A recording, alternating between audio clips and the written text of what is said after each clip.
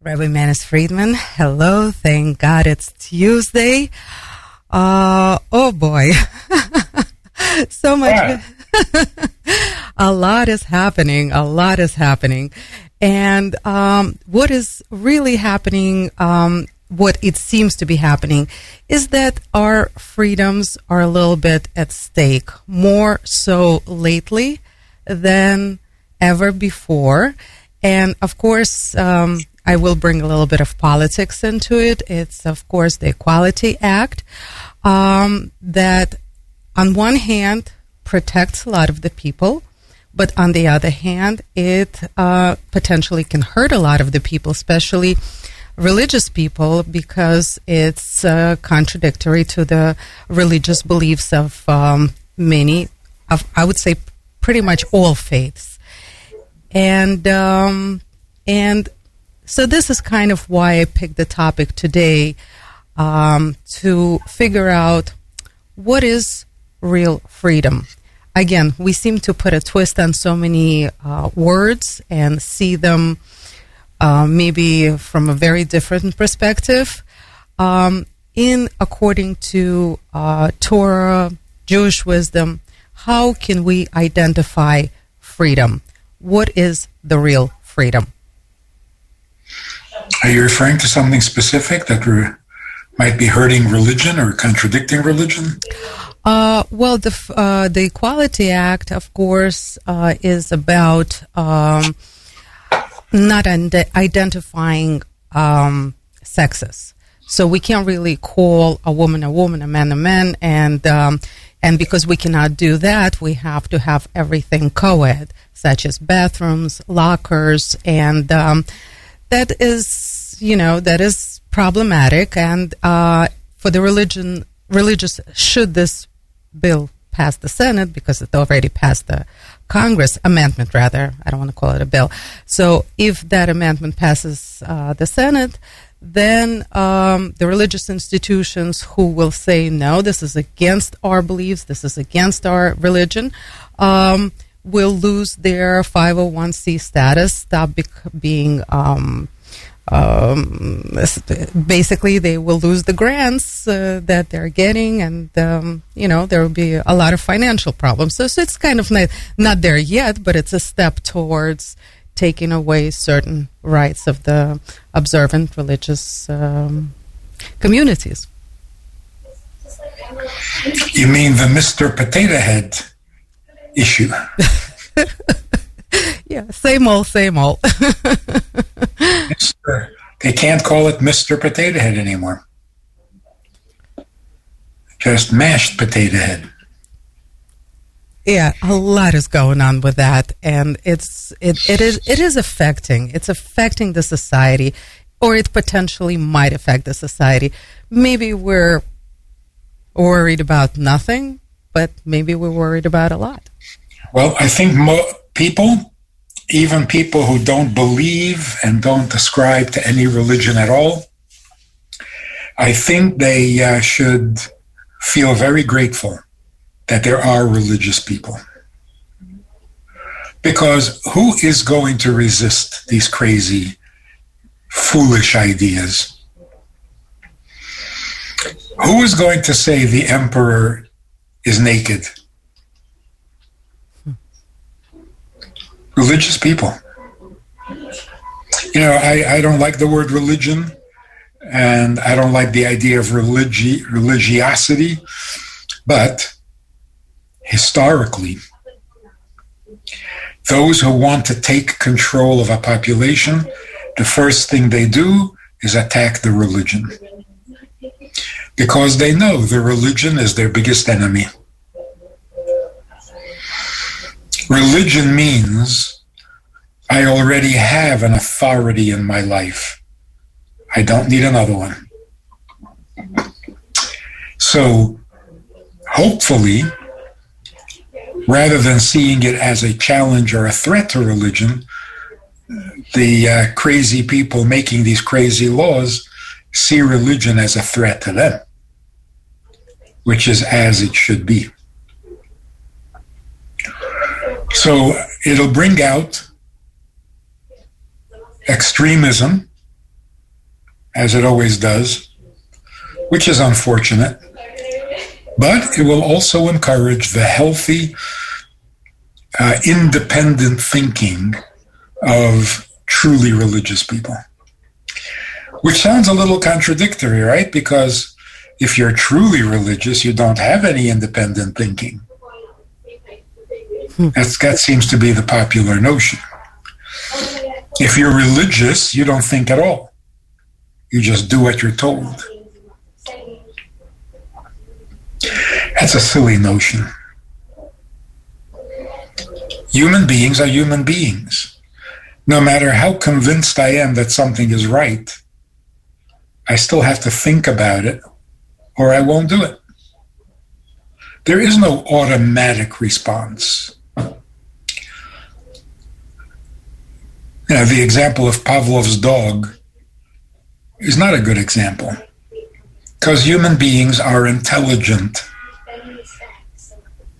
Which, in answer to your question, human beings are basically free agents, not victims of their instincts. Sure, we can get used to following our instincts. If you're lazy and you don't want to think too much and you don't want to bother, but you can do that with or without religion. Drugs is a good example. I tried it, I like it, I'll do it again and again and again.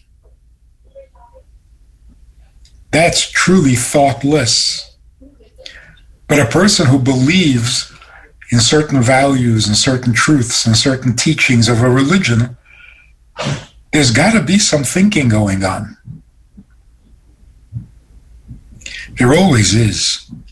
And that's why religious people are not always comfortable with their own beliefs. There's a challenge, there's a resistance. There's the other side of our nature. Sure, I want to do the right thing, whatever I'm told is the right thing. But I'm also lazy, I'm also jealous, I'm also critical. And I have to live with both sides of myself. So I have to find some kind of balance or some kind of harmony where I can be who I am and still follow some higher principles. It is not a thoughtless process. There are some areas in religion where there are no questions. The authority is never questioned. That's what a religion is, a higher authority. But what that authority says, you've got to understand it if you want to live it. So even though a religion or religious people never question the authority of their religion, they're always questioning the wisdom of it. And that's as it should be. A religion that doesn't allow you to question its wisdom is not a religion, it's a dictatorship. Dictators have no tolerance for questions. You're not here to think. Yours is to simply obey. This is correct, but it's misleading. Of course, in religion, there is a lot of obedience.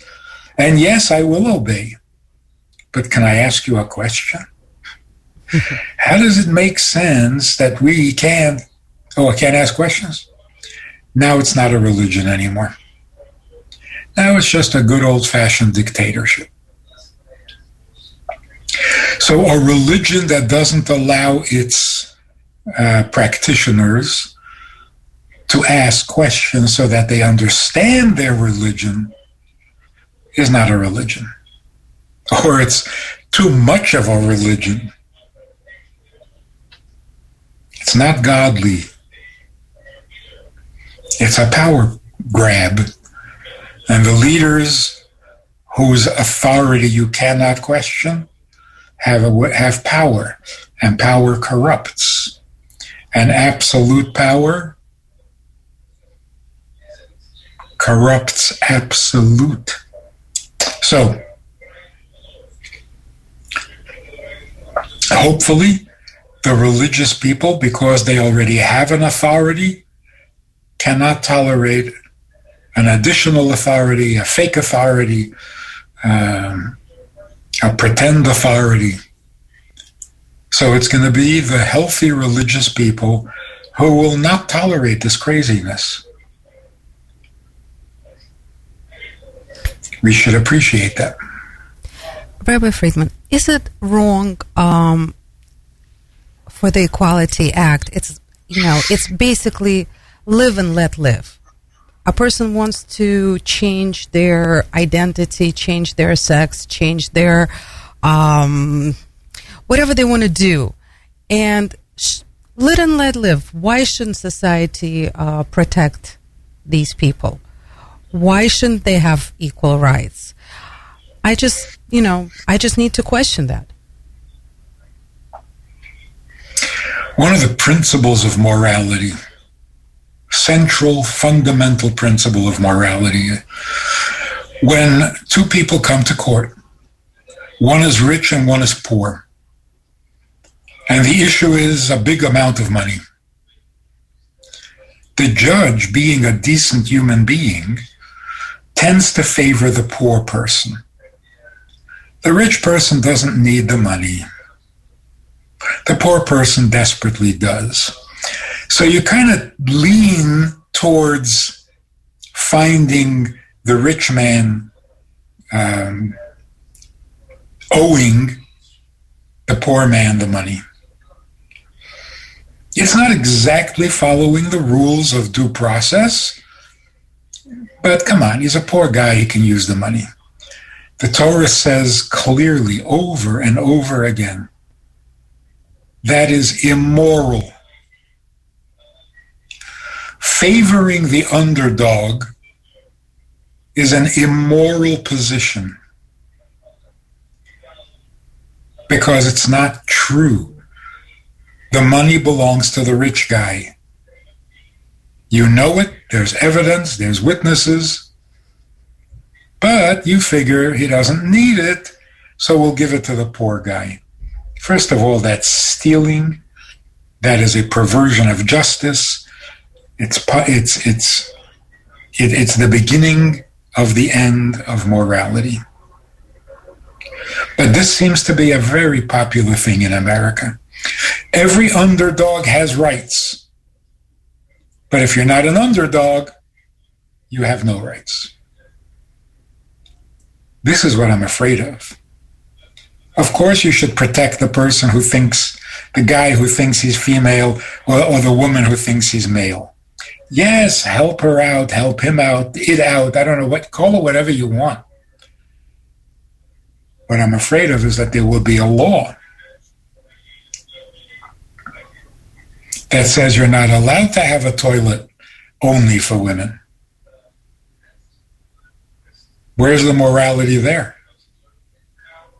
Where is your sensitivity and your sense of justice and fair play? There's no fair play.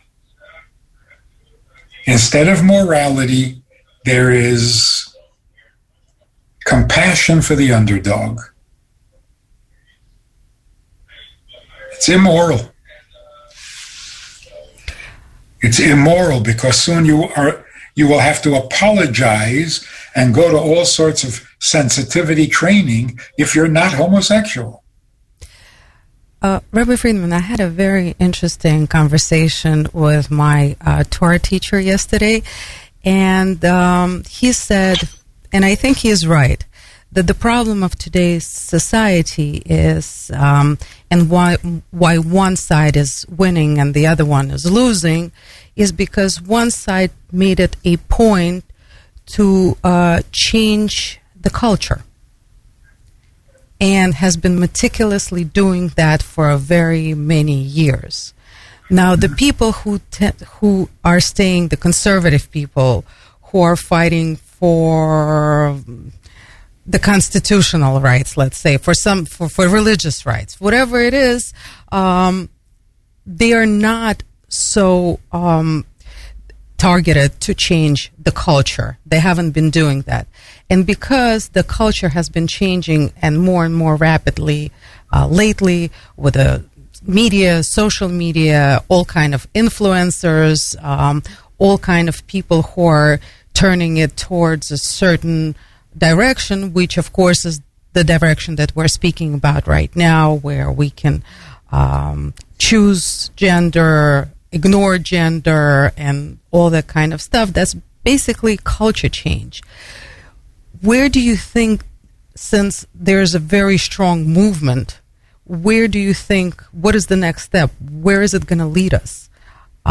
Do we have a chance to start changing the culture? Do we have the time to do it? It's so ironic that the way people are thinking today, if you're healthy and you're doing well and you have a livable lifestyle, then there must be something wrong with you. You're too privileged. You're too good. You're too okay. We can't allow that. And so we try to make changes so that life will be okay. So what are you doing exactly? You want to make life okay for the exception, only for those whose lives are not okay. But those who have it down, who lead good lives, who are moral people, who have healthy families, who raise healthy and good children, no, they're bad. There's something wrong with that. They've got it too good. It's such a amoral way of thinking. Nobody's thinking of what's right, what's true. In fact, if you know what's right and you know what's true, you're the enemy. You're against change. Well, I'm not against change, I just don't need any. Well, if you don't need change, then you're bad. So instead of morality, we have this unconditional compassion for whoever is in a minority, whoever is at a disadvantage, whoever hasn't gotten his life together. Those are the important people in the world.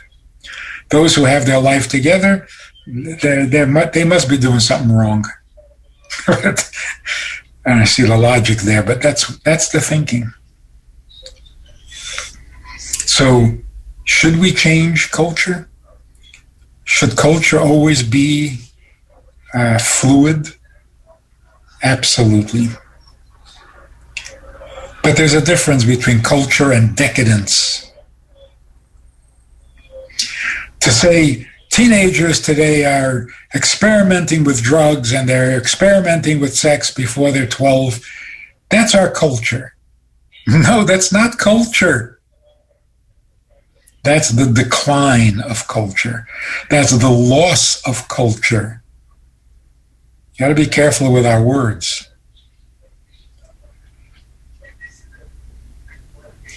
Like, poverty is a culture? No, poverty is a failure of culture. So, culture should always be flexible. But taking drugs is not culture, so no, we don't have to be flexible there. Rabbi Friedman, you're 100% right that you're saying that, the world today favors the underdog rather than a successful person. Well, I don't want to say underdog, a person who is not successful for whatever reasons. Okay, and but however, Torah teaches us to, if you can, help those who are less fortunate than you. So if we think of that, isn't that what society is trying to do today? And if that is the case, why are they wrong? They're not. You're putting it very well. Of course you have to feed the poor and cure the sick and protect the weak. Not as a replacement for morality. Not at all costs. In fact, most people will defend the underdog only if it doesn't cost them anything. As soon as it costs them something, they're not interested anymore, which means they're not willing to put their money or their time or their efforts or their comfort on the line. It's very comfortable to sit and write tweets about what's wrong with this and what's wrong with that and how this should, and you express all this beautiful compassion for. That's about as far as it goes. If you want to feed the poor, stretch a little bit. Go out of your way. Write a bigger check than you're comfortable with. So if you really want to make a difference, not in the culture, but in the health and well-being of a society, of course. But where's your goal? You find homeless people, starving people. Yes, of course. What's the goal? What life should this person have? Just a lot of money? That's it? In other words, when you solve all the problems, what will you be left with? What kind of a world, what kind of society, what kind of culture, what kind of people will you have when you have solved all the problems? Nobody's hungry, nobody's sick, nobody's homeless. Now what? What do you have? You have exactly the people you hate because they had it all along. So where are you going? Solving a problem, fixing something that is broken is a wonderful thing. But what do you have once you fixed it? This is a problem with medicine as well. Every doctor can identify an illness. But no doctor can tell you what a healthy person is. What's a healthy person? So if a person is ill and I want to make him healthy, I got to know what a healthy person looks like. So yes, I can take away the symptom. Somebody's hungry, I can give him a sandwich. And then I'll give him 2 sandwiches. I'll give him enough sandwiches for the rest of the year. Then what? So I fixed a symptom. I haven't created a healthy life. The thinking is, it's not my job to give a poor man a life. My job is to give him something to eat so that he can pursue his own life and make whatever he thinks life should be. But then when he does, I'll hate him because I don't like people who are comfortable and successful. And now it's my fault. I should never have fed him. That's why the first question should not be who's hurting. The first question is who's healthy. Second question is, how can we get more people into that healthy lifestyle?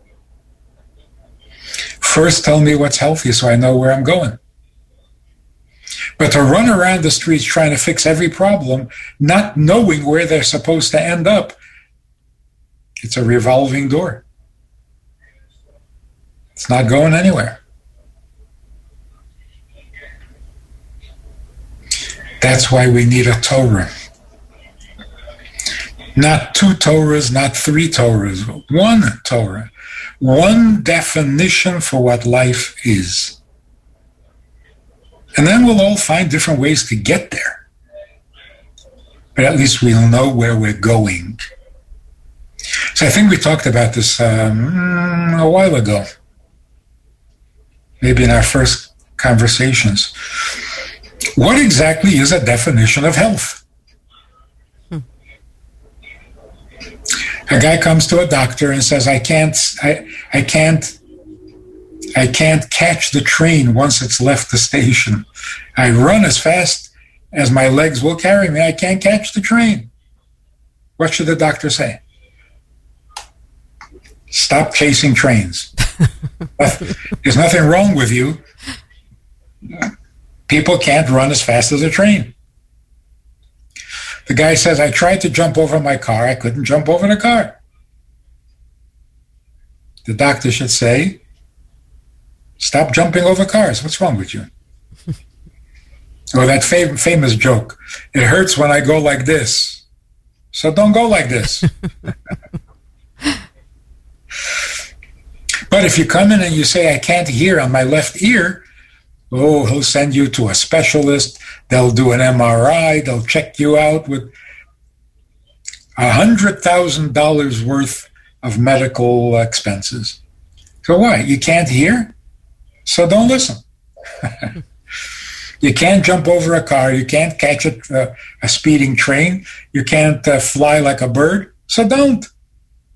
You can't hear from your left ear. So listen from your right ear. How do we even know when to classify something as an illness? If you can't, you can't. You're only human. Can't jump over the car? Don't. Can't breathe? Okay, so don't. Oh, no, you have to breathe. Why? I don't have to jump over cars. So we don't have a good definition for what illness is because we don't know what healthy is. A healthy person can jump over cars? No. But a healthy person can hear from both ears, stereophonic. How do we know that? Well, we don't really. It's just a matter of statistics. It's not a medical description or explanation. It's just that most people we know can't jump over cars. Most people we know can hear from both ears. So it's just a matter of numbers. Well, so here's a beautiful description. A healthy person is someone whose body is in perfect balance, undisturbed, so that it does not prevent the intelligence of your soul to pursue the reason for which you exist. Is that not amazing? Yeah. A healthy person is someone whose body doesn't interfere with his mind so that the mind can pursue the purpose for which we exist. Now, if you don't have a purpose for which you exist, then you'll never be sick. Because if you can't jump, don't jump. If you can't hear, don't hear. If you can't talk, don't talk. And if you can't breathe, don't breathe. What's the problem? Who says you have to talk? Who says you have to walk? A very simple example. Guy calls the doctor. Says, Doc, my legs are numb. I can't walk. The first thing the doctor should ask is, have any place to go? You got to go anywhere? The guy says, come to think of it, no, I got no place to go. Fine. Then what's your problem? If you have no place to go and your legs won't take you, that's perfect. Perfect. That's a famous joke about the guy who says, I'm going to commit suicide. I'm going to drown myself in the lake. And he leaves. And he comes back 20 minutes later. You say, what happened? He said, water's cold. My life is meaningless. I have to put an end to it. But cold? I don't like cold. No. I'll wait for the spring. Water will warm up a little bit. Then I'll kill myself. It makes no sense. I don't know why I'm alive. My life is meaningless. It's boring. But I can't breathe. Can you help me breathe? No. If your life is meaningless, don't breathe. No, I have to breathe. Why? So, the definition is absolutely brilliant. The body that allows the mind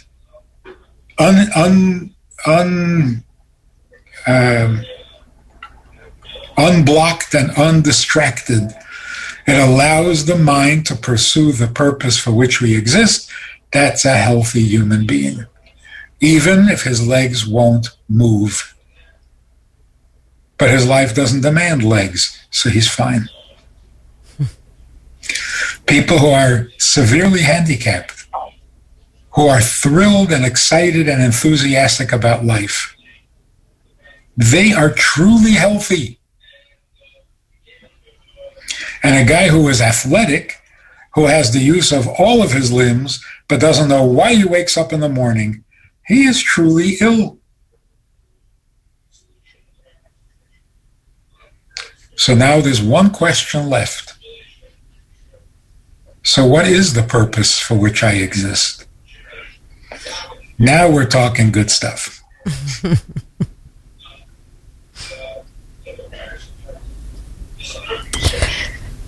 Rabbi Friedman, we spoke about a few weeks ago about the word fairness, how that word should be converted to morality. But what about justice? And I would speak about legal justice, because we're kind of lacking in that lately in the world as well. Law-abiding, or even the laws that are in place, like the Constitution and other things that need to be in place. We need laws. I think we need laws. Maybe I'm wrong, actually. Civil laws. I don't mean spiritual laws. Right. We need civil laws to protect the spiritual laws. That's how this country was originally designed.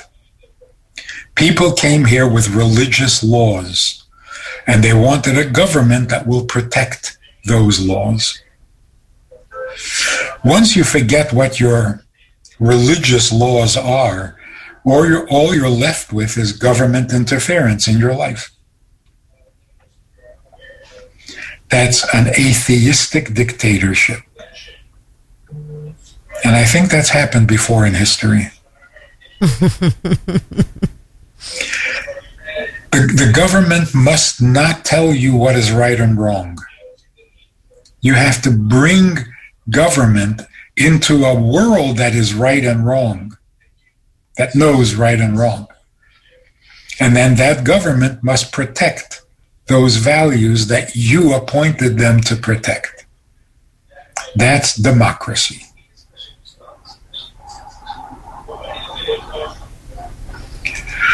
When policemen make up laws, there's going to be trouble. There's going to be trouble. Police don't make laws, governments don't make laws. The government protects the laws that the people live by. People have no laws that they live by, then they shouldn't have a government. Let's just go back to the Wild West and just whoever shoots better survives. What do you need government for?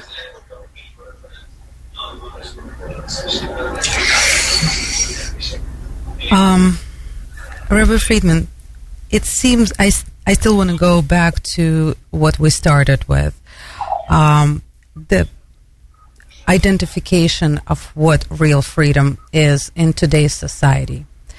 Because, CPAC just happened on Sunday, and all the topics that were brought up there were basically the freedoms that are being taken away today, such as freedom of speech, freedom of religion, freedom of the press, and even the freedom to bring cases to the Supreme Court. Well, this is the reality of our society today in the United States, and it is trickling to the rest of the world, or it's happening everywhere in the rest of the world, maybe not because of us, but just because of how the world is today. So I still would like to identify, in a secular sense, what is the meaning of real freedom? in the secular sense. In the religious sense, real freedom means free to worship God the way you believe and the way you choose. Take God out of the picture. Freedom means do whatever you want. Mm. That's not freedom. That's anarchy. Anarchy is not good for freedom. It gives one person freedom and everybody else is denied freedom. So you have the right to be different. But by being different, are you right? It's an important question. So it used to be that anyone who demanded freedom thought that what they're doing is right. They demanded the freedom to be different because they thought that the way they're behaving, the way they're living is right, is better. Today, there's no such argument.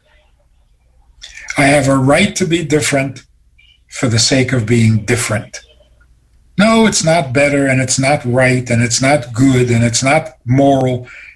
It's just my freedom.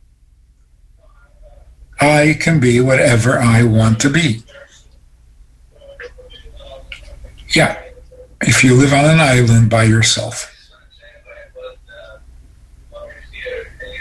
But if you live in a society, if you're a social creature, no, you can't just do whatever you want. Because it's going to end up hurting everybody else. So freedom for the sake of freedom is anarchy. Freedom to pursue a higher cause, that's something worth talking about. So what is today's society trying to accomplish by this freedom of expression? It looks like it's trying to accomplish the destruction of our society. It's working. Simple. It's working. It's trying to destroy. It's trying to demoralize, which is the beginning of destruction of a society, of a civilization. But that may sound like a conspiracy theory. Just by definition, what is our society trying to accomplish? Freedom without responsibility. I am free. I can do whatever I want. I have rights, and you can't expect anything of me. You dare not. Just get out of my way. Some famous rabbi from Israel spent some time in America, and he said, Americans have the strangest philosophy of life. Unprecedented. The philosophy of America is, don't get in my way. Oh, I'm sorry. Was I getting in your way? Yes, you were. Oh, where were you going? I don't know. You don't know where you're going, but I got in your way? So strange. But that's so true. The worst thing you can do in America is get in someone's way. Is he going anywhere? No. Rabbi Friedman, but I don't think that this, what we have just discussed, free to be me without consequences, and this is right now is happening worldwide. It's the movement of the people, not even the governments. It's the people.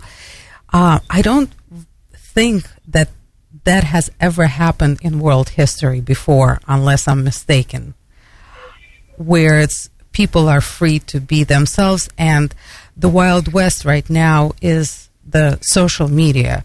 Whoever knows how to use it best to get most popularity is the survivor. Yeah, pretty much. So since that has never happened before, what kind of consequences are we looking at? Can we figure it out based on our Jewish wisdom. To be optimistic about it, the future is the realization that this is ridiculous and we're wasting our time.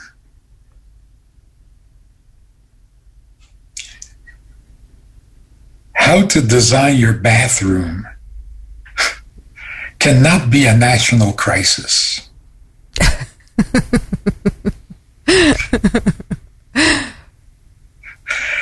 It's so absurd and so embarrassing. It's got to stop. Of itself, people who just slip away and make believe they never advocated this because it's too embarrassing. And the same with all the issues, all of them. They're embarrassing. So they can't really go on for much longer. There's got to be some substance to life. So it's a temporary thing, I'm sure. The question is, how did it even get this far? That the most popular YouTube personality is a spoiled little girl who is not an actress and whose parents are writing her the scripts. How is that possible that this is what people want to see?